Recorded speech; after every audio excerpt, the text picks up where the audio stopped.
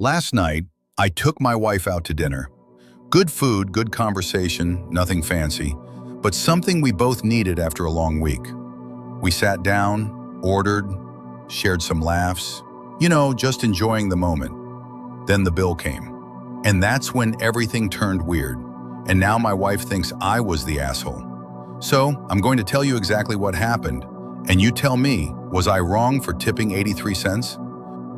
Our total came to 91.17 cents. I pulled out my card, handed it to the waitress, and continued talking with my wife. A normal end to a normal dinner. Until the waitress came back.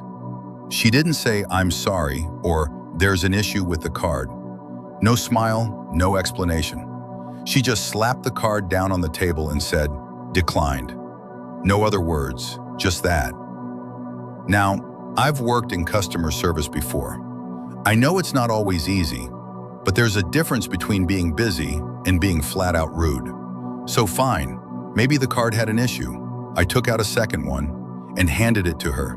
But while I was sliding the first card back into my wallet, she didn't move. She just stood there, staring. So I asked, "You okay?" She looked me dead in the eye and said, "If I go back and try to run this, are you still going to be sitting here when I get back?" I blinked. Did she seriously just accuse me to my face of planning to dine and dash? I said, "Do you think that's an appropriate way to talk to a customer?" And she responded without missing a beat, "You're only a customer if you pay." Let that sink in for a second. You're only a customer if you pay. I asked to speak to her manager. She took the second card and walked away. My wife turned to me and said, "Maybe she's had people skip out on their bills before. Maybe she's just anxious." And I get that. I really do. People do scam restaurants. People do leave without paying, but there's a right way to be cautious.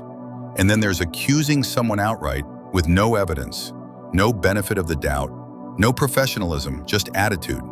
Still, I started second-guessing myself. Was I being too sensitive? Was she just having a bad day? But then again, don't we all have bad days? And we don't go around insulting strangers for it. She came back, dropped off the receipt with the most passive-aggressive, "This one worked. I'm sorry," and walked off. At that point, I was done. I looked at the bill, $91.17. I wrote in 83 cents as the tip, rounded the total up to $92, and I was ready to walk out. That's when she called out. "You're really not going to tip me?" I turned and said.